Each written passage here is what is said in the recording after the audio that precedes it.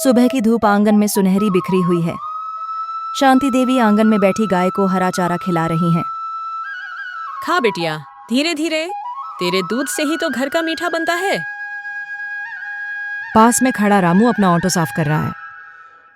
अम्मा, आज सवारी ज्यादा मिल जाए तो घर के लिए नए कपड़े ले आऊंगा। भीतर से कमला की तेज आवाज आती है। रामू, कपड़े लाने की बात कर रहे हो, पहले घर की हालत देखो। ये गाय पालकर क्या मिलेगा? लोग हंसते हैं हम पर। कमला, अम्मा को इस गाय से लगाव है और इससे थोड़ा बहुत खर्चा भी निकल आता है। तुम्हारी अम्मा गांव की सोच में फंसी हुई है। मेरी माँ के घर देखो, फ्रीज में सब चीज, सोफे, टीवी, और यहाँ गाय की गंध। दोपहर का समय था। रामू सवारी लेकर बाजार गया हुआ है। घर में कमला फोन पर अपनी माँ से बात कर रही है। अम्मा, यहाँ तो कुछ भी अच्छा नहीं है।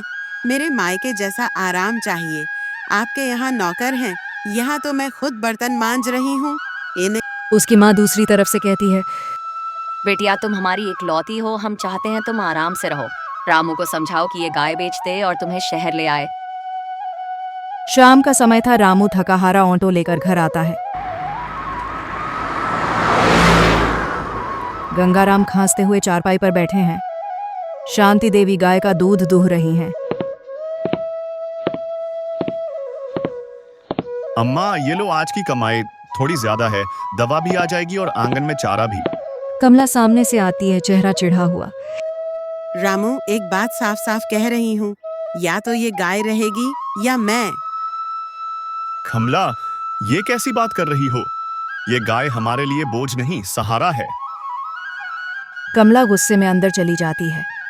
शांति देवी की आंखें नम हो जाती हैं। रात समय था। गंगाराम धीमे स्वर में रामू से कहते हैं, बेटा, बहू को भी समझाना होगा, लेकिन याद रख, रिश्तों को निभाने में दिल बड़ा होना चाहिए, जेब नहीं। रामू चुपचाप आसमान की तरफ देखता है, मानो सोच रहा हो। क्या वाकई मेरे घर की सादगी उसकी खुशी छीन रही है? अगले दिन सुबह कमला बिना किसी से बात किए उठकर रसोई में बर्तन पटकते हुए काम कर रही है। शांति देवी चुपचाप गाय को चारा डाल रही हैं। रामू को ऑटो के लिए निकलना है, लेकिन माहौल भारी है। कमला, नाराज मत हो, अम्मा की खुशी में ही हमारी बरकत है। बरकत? इस गाय को रखने से हमारे घर में सिर्फ गंध है, बरकत नहीं। दिन का समय था। रामू सवारी लेकर शहर की तरफ जा रहा है। रास्ते में उसकी नजर एक नोटिस बोर्ड पर पड़ती है। शहर के अनाथालय में बच्चों के लिए दूध की सख्त जरूरत। रामू के मन में ख्याल आता है, अगर हमारी गाय का दूध वहां पहुंच जाए तो कितनों का भला हो सकता है। शाम समय है। रामू घर आता है और अम्मा से कहता है, रामू, अम्मा, अगर हम रोज सुबह आधा दूध अनाथालय में दे आएं तो? शांति देवी की आंखें चमक उठती हैं। बेटा, यह तो बहुत अच्छा होगा, दूसरों के बच्चे भी तंदुरुस्त होंगे। कमला ताना देती है, वाह, पहले ही हमारे पास कमी है और तुम मुफ्त में बांटोगे। रामू शांत स्वर में कहता है, कमला, शायद दूसरों की दुआओं से हमारी कमी भी पूरी हो जाए। कुछ दिन बाद रामू रोज सुबह गाय का आधा दूध अनाथालय में दे आता है। बच्चे रामू भैया कहते हुए दौड़कर उससे मिलते हैं। कमला ये सब खिड़की से देखती रहती है, लेकिन कुछ कहती नहीं। एक दिन रामू को शहर में ऑटो के एक्सीडेंट में चोट लग जाती है। वो घर लौटकर चारपाई पर पड़ा है। अगले ही दिन अनाथालय की मैट्रन, कुछ बच्चे और स्थानीय लोग घर आते हैं। भैया, आपने महीनों से हमारे बच्चों को दूध पिलाया। आज हम आपके लिए मदद लेकर आए हैं।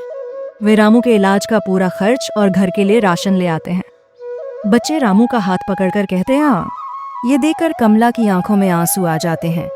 वो शांति देवी के पास जाकर कहती है,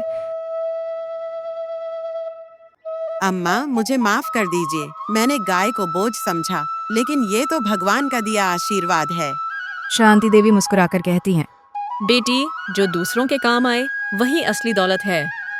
कुछ हफ्तों बाद रामू ठीक हो जाता है। अब कमला खुद गाय का दूध दुहकर अनाथालय ले जाती है। घर में पहले से ज्यादा खुशियाँ और बरकत होती है। घर की असली संपत्ति वो है जो दूसरों के काम आए और दिलों में जगह बनाए।